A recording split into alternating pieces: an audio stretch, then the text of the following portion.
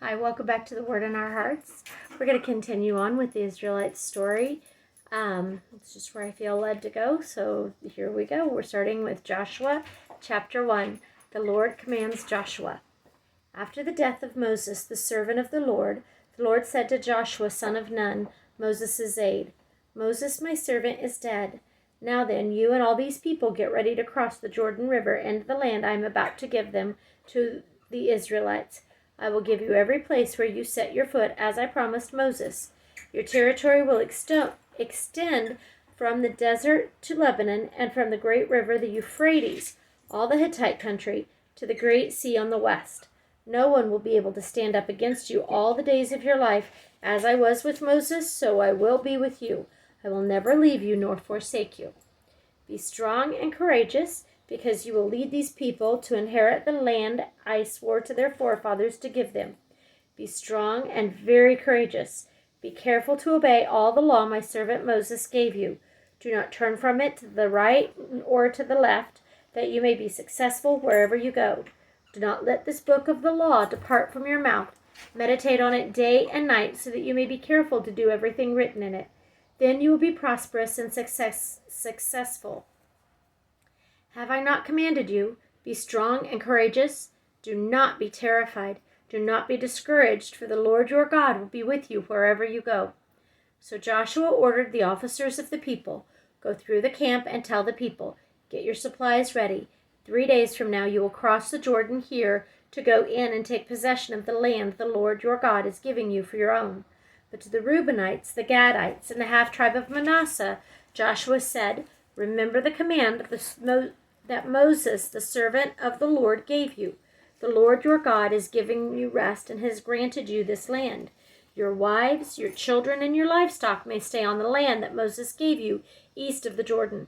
But all your fighting men, fully armed, must cross over ahead of your brothers. You are to help your brothers until the Lord gives them rest as he has done for you, and until they too have taken possession of the land that the Lord your God is giving them. After that you may go back and occupy your own land, which Moses, the servant of the Lord, gave you east of the Jordan toward the sunrise. Then they answered Joshua, whatever you have commanded us we will do, and wherever you send us we will go. Just as we fully obeyed Moses, so we will obey you. Only may the Lord your God be with you as he was with Moses. Whoever rebels against your word and does not obey your words, whatever you may command them, will be put to death. Only be strong and courageous. Chapter 2, Rahab and the Spies. Then Joshua, son of Nun, secretly sent 2 spies from Shittim. Go look over the land, he said, especially Jericho. So they went and entered the house of a prostitute named Rahab and stayed there. The king of Jericho was told, look, some of the Israelites have come here tonight to spy out the land. So the king of Jericho sent this message to Rahab. Bring out the men who came to you and entered your house, because they have come to spy out the whole land. But the woman had taken the 2 men and hidden them. She said, yes, the men came to me, but I did not know where they had come from. At dusk, when it was time to close the city gate, the men left. I don't know which way they went. Go after them quickly. You may catch up with them. But she had taken them up to the roof and hidden them under the stalks of flax she had laid out on the roof. So the men set out in pursuit of the spies on the road that leads to the fords of the Jordan, and as soon as the pursuers had gone out, the gate was shut. Before the spies lay down for the night, she went up on the roof and said to them, I know that the Lord has given this land to you, and a great fear of you has fallen on us, so that all who live in this country are melting in fear because of you. We have heard how the Lord dried up the water of the Red Sea for you when you came out of Egypt, and what you did to Sihon and Og, the 2 kings of the Amorites, east of the Jordan, whom you completely destroyed. When we heard of it, our hearts melted, and everyone's courage failed because of you. For the Lord your God is God in heaven above and on earth below. Now then, please swear to me by the Lord that you will show kindness to my family, because I have shown kindness to you. Give me a sure sign that you will spare the lives of my father and mother, my brothers and sisters, and all who belong to them, and that you will save us from death. Our lives for your lives, the men assured her. If you don't tell what we are doing, we will treat you kindly and faithfully when the Lord gives us the land. So she let them down by a rope through the window, for the house she lived in was part of the city wall. Now she said to them, Go to the hills so the pursuers will not find you. Hide yourselves there 3 days until they return, and then go on your way." The men said to her, "This oath you made us swear will not be binding on us, unless when we enter the land you have tied this scarlet cord in the window through which you have let us down, and unless you have brought your father and mother, your brothers, and all your family into your house. If anyone goes out of your house into the street, his blood will be on his own head. We will not be responsible. As for anyone who is in the house with you, his blood will be on our head if a hand is laid on him. But if you tell what we are doing, we will be released from the oath you made us swear." "Agreed," she replied. "Let it be as you say." So she sent them away, and they departed, and she tied the scarlet cord in the window. When they left, they went into the hills and stayed there 3 days, until the pursuers had searched all along the road and returned without finding them. Then the 2 men started back. They went down out of the hills, forded the river, and came to Joshua son of Nun, and told him everything that had happened to them. They said to Joshua, "The Lord has surely given the whole land into our hands. All the people are melting in fear because of us." Chapter 3, Crossing the Jordan. Early in the morning, Joshua and all the Israelites set out from Shittim and went to the Jordan, where they camped before crossing over. After 3 days, the officers went throughout the camp, giving orders to the people. "When you see the Ark of the Covenant," trying to get the page to turn, "of the Lord your God, and the priests who are Levites carrying it, you are to move out from your positions and follow it. Then you will know which way to go, since you have never been this way before. But keep a distance of about 1,000 yards between you and the ark. Do not go near it." Joshua told the people, "Consecrate yourselves, for tomorrow the Lord will do amazing things among you." Joshua said to the priests, "Take up the Ark of the Covenant and pass it ahead of the people." So they took it up and went ahead of them. And the Lord said to Joshua, "Today I will begin to exalt you in the eyes of all Israel, so they may know that I am with you as I was with Moses. Tell the priests who carry the Ark of the Covenant, when you reach the edge of the Jordan's waters, go and stand in the river." Joshua said to the Israelites, "Come here and listen to the words of the Lord your God. This is how you will know that the living God is among you, and that he will certainly drive out before you the Canaanites, Hittites, Hivites, Perizzites, Girgashites, Amorites, and Jebusites. See, the Ark of the Covenant of the Lord of all the earth will go into the Jordan ahead of you. Now then, choose 12 men from the tribes of Israel, 1 from each tribe. And as soon as the priests who carry the Ark of the Lord of all the earth, set foot in the Jordan, its waters flowing downstream will be cut off and stand up in a heap." So when the people broke camp to cross the Jordan, the priests carrying the Ark of the Covenant went ahead of them. Now the Jordan is at flood stage all during harvest. Yet as soon as the priests who carried the ark reached the Jordan and their feet touched the water's edge, the water from upstream stopped flowing.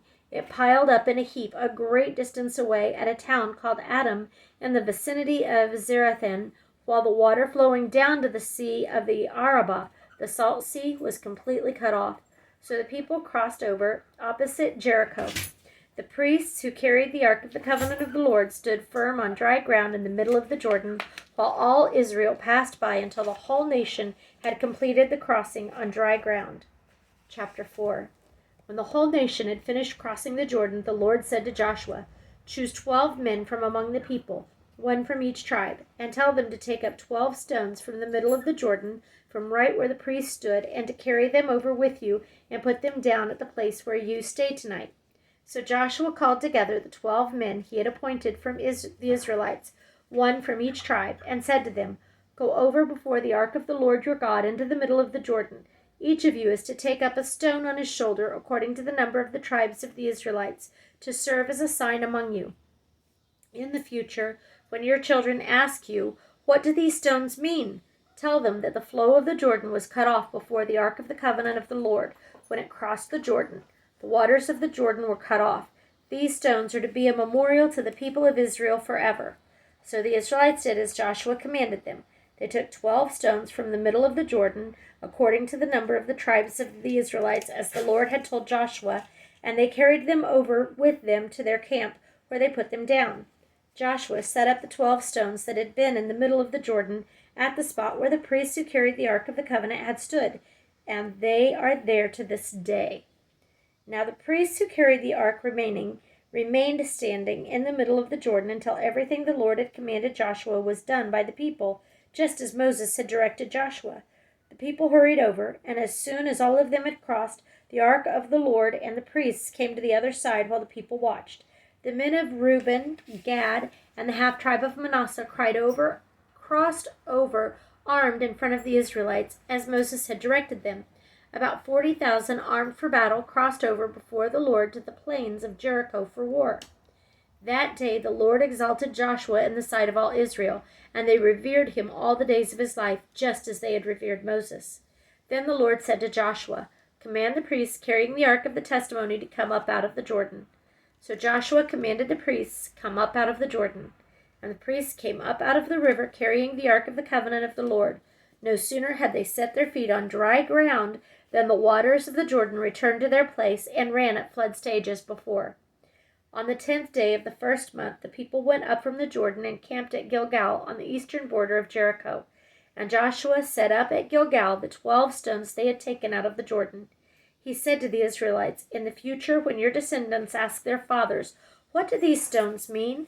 tell them, 'Israel crossed the Jordan on dry ground, for the Lord your God dried up the Jordan before you until you had crossed over.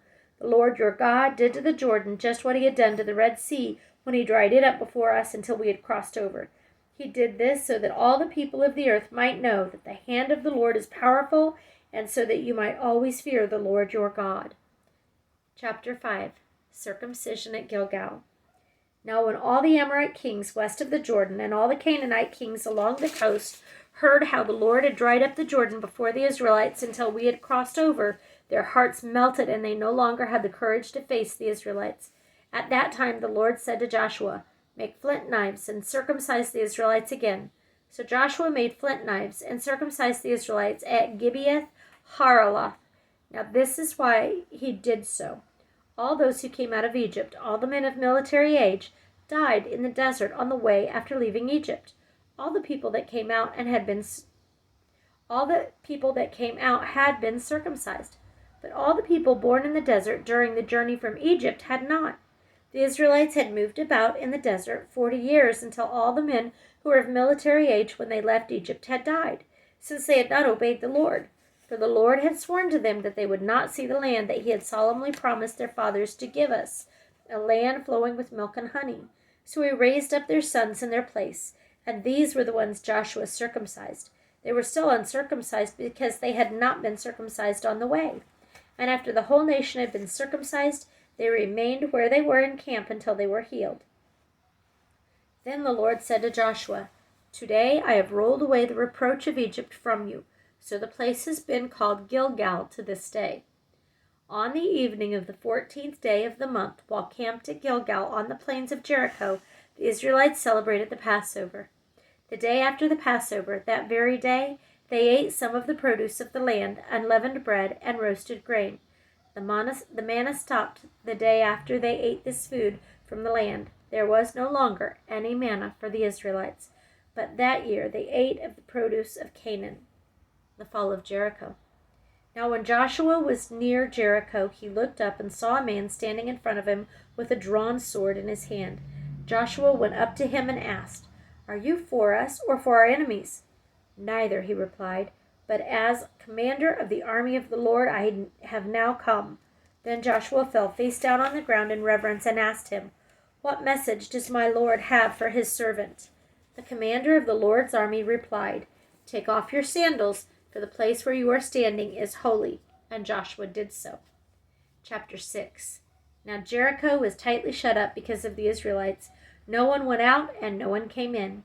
Then the Lord said to Joshua, "See, I have delivered Jericho into your hands, along with its king and its fighting men. March around the city once with all the armed men. Do this for 6 days. Have 7 priests carrying trumpets of ram's horns have 7 priests carrying trumpets of ram's horns in front of the ark. On the 7th day, march around the city 7 times with the priests blowing the trumpets. When you hear them sound a long blast on the trumpets, have all the people give a loud shout. Then the wall of the city will collapse and the people will go up, every man straight in." So Joshua, son of Nun, called the priests and said to them, "Take up the ark of the covenant of the Lord and have 7 priests carrying trumpets in front of it. And he ordered the people, "Advance, march around the city with the armed guard going ahead of the ark of the Lord." When Joshua had spoken to the people, the 7 priests carrying the 7 trumpets before the Lord went forward, blowing their trumpets, and the ark of the Lord's covenant followed them. The armed guard marched ahead of the priests who blew the trumpets, and the rear guard followed the ark. All this time the trumpets were sounding, but Joshua had commanded the people, "Do not give a war cry, do not raise your voices, do not say a word until the day I tell you to shout. Then shout." So he had the ark of the Lord carried around the city, circling it once. Then the people returned to camp and spent the night there. Joshua got up early the next morning, and the priests took up the ark of the Lord. The 7 priests carrying the 7 trumpets went forward, marching before the ark of the Lord and blowing the trumpets. The armed men went ahead of them, and the rear guard followed the ark of the Lord while the trumpets kept sounding. So on the 2nd day they marched around the city once and returned to the camp. They did this for 6 days. On the 7th day, they got up at daybreak and marched around the city 7 times in the same manner, except that on that day they circled the city 7 times. The 7th time around, when the priest sounded the trumpet blast, Joshua commanded the people, "Shout, for the Lord has given you the city. The city and all that is in it are to be devoted to the Lord. Only Rahab the prostitute and all who are with her in her house shall be spared, because she hid the spies we sent. But keep away from the devoted things, so that you will not bring about your own destruction by taking any of them. Otherwise you will make the camp of Israel liable to destruction and bring trouble on it. All the silver and gold and the articles of bronze and iron are sacred to the Lord and must go into his treasury." When the trumpets sounded, the people shouted, and at the sound of the trumpet, when the people gave a loud shout, the wall collapsed so that every man charged straight in, and they took the city. They devoted the city to the Lord and destroyed with the sword every living thing in it, men and women, young and old, cattle, sheep, and donkeys. Joshua said to the 2 men who had spied out the land, "Go into the prostitute's house and bring her out and all who belong to her in accordance with your oath to her." So the young men who had done the spying went in and brought out Rahab, her father and mother and brothers, and all who belonged to her. They brought out her entire family and put them in a place outside the camp of Israel. Then they burned the whole city and everything in it. But they put the silver and gold and the articles of bronze and iron into the treasury of the Lord's house. But Joshua spared Rahab the prostitute with her family and all who belonged to her because she hid the men. Joshua had sent as spies to Jericho, and she lives among the Israelites to this day. At that time Joshua pronounced this solemn oath, "Cursed before the Lord is the man who undertakes to rebuild this city, Jericho.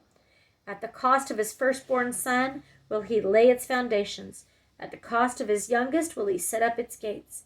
So the Lord was with Joshua, and his fame spread throughout the land. Chapter 7. Achansin. I'm not sure how to pronounce it. It's Achan. But the Israelites acted unfaithfully in regard to the devoted things.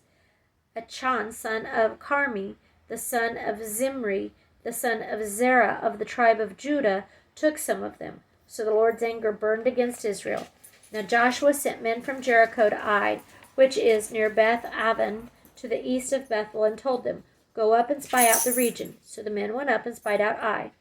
When they returned to Joshua, they said, "Not all the people will have to go up against Ai. Send 2,000 or 3,000 men to take it, and do not weary all the people, for only a few men are there." So about 3,000 men went up, but they were routed by the men of Ai, who killed about 36 of them. They chased the Israelites from the city gate as far as the stone quarries and struck them down on the slopes. At this, the hearts of the people melted and became like water. Then Joshua tore his clothes and fell face down to the ground before the ark of the Lord, remaining there till evening. The elders of Israel did the same and sprinkled dust on their heads. And Joshua said, "Sovereign Lord, why did you ever bring this people across the Jordan to deliver us into the hands of the Amorites to destroy us? If only we had been content to stay on the other side of the Jordan. O Lord, what can I say now that Israel has been routed by its enemies? The Canaanites and the other people of the country will hear about this, and they will surround us and wipe out our name from the earth. What then will you do for your own great name?" The Lord said to Joshua, "Stand up. What are you doing down on your face? Israel has sinned. They have violated my covenant which I commanded them to keep. They have taken some of the devoted things. They have stolen, they have lied, they have put them with their own possessions. That is why the Israelites cannot stand against their enemies. They turn their backs and run because they've been made liable to destruction. I will not be with you any more unless you destroy whatever among you is devoted to destruction.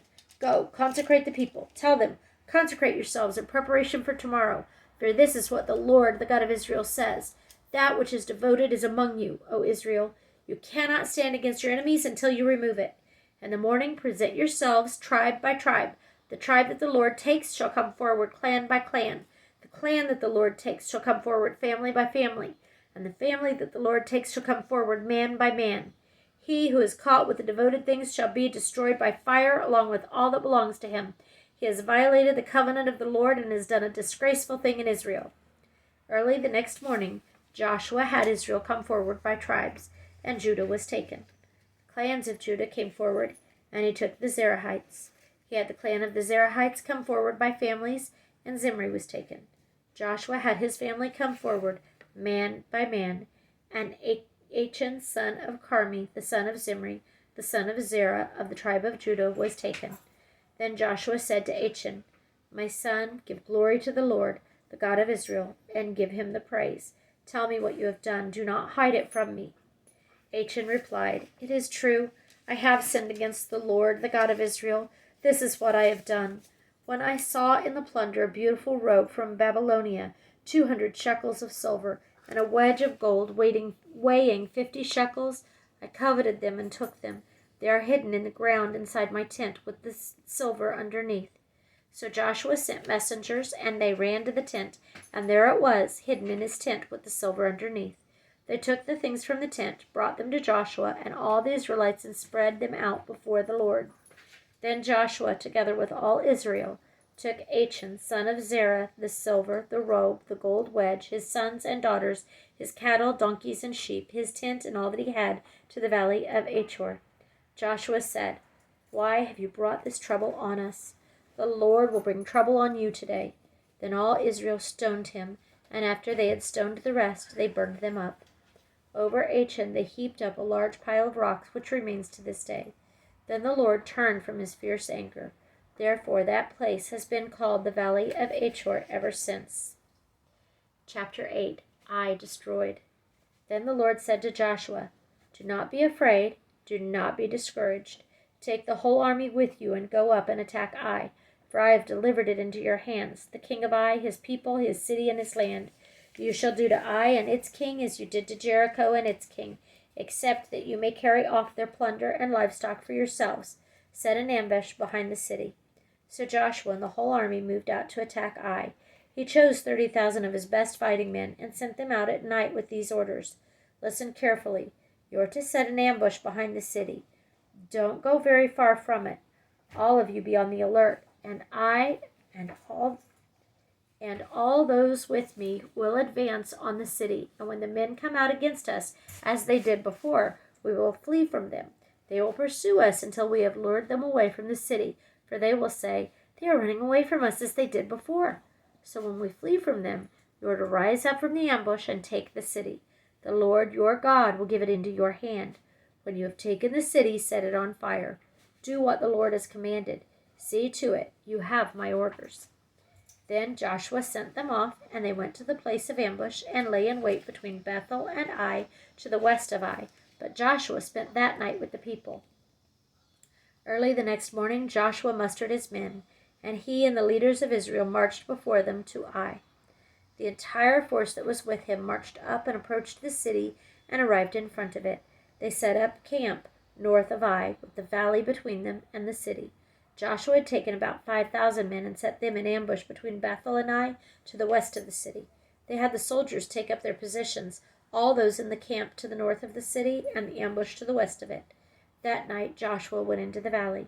When the king of Ai saw this, he and all the men of the city hurried out early in the morning to meet Israel in battle at a certain place overlooking the Arabah. But he did not know that an ambush had been set against him behind the city. Joshua and all Israel let themselves be driven back before them, and they fled toward the desert. All the men of Ai were called to pursue them, and they pursued Joshua and were lured away from the city. Not a man remained in Ai or Bethel who did not go after Israel. They left the city open and went in pursuit of Israel. Then the Lord said to Joshua, Hold out toward Ai the javelin that is in your hand, for into your hand I will deliver the city. So Joshua held out his javelin toward Ai, and as soon as he did this, the men in the ambush rose quickly from their position and rushed forward. They entered the city and captured it, and quickly set it on fire. The men of Ai looked back and saw the smoke of the city rising against the sky, but they had no chance to escape in any direction, for the Israelites who had been fleeing toward the desert had turned back against their pursuers. For when Joshua and all Israel saw that the ambush had taken the city, and that smoke was going up from the city, they turned around and attacked the men of Ai. The men of the ambush also came out of the city against them, so that they were caught in the middle with the Israelites on both sides. Israel cut them down, leaving them neither survivors nor fugitives. But they took the king of Ai alive and brought him to Joshua. When Israel had finished killing all the men of Ai in the fields and in the desert, where they chased them, and when every one of them had been put to the sword, all the Israelites returned to Ai and killed those who were in it. 12,000 men and women fell that day, all the people of Ai. For Joshua did not draw back the hand that held out his javelin until he had destroyed all who lived in Ai. But Israel did carry off for themselves the livestock and plunder of this city, as the Lord had instructed Joshua. So Joshua burned Ai and made it a permanent heap of ruins, a desolate place to this day. He hung the king of Ai on a tree and left him there until evening. At sunset, Joshua ordered them to take his body from the tree and throw it down at the entrance of the city gate, and they raised a large pile of rocks over it, which remains to this day. The covenant renewed at Mount Ebal is where we'll start next, and that will be verse 30.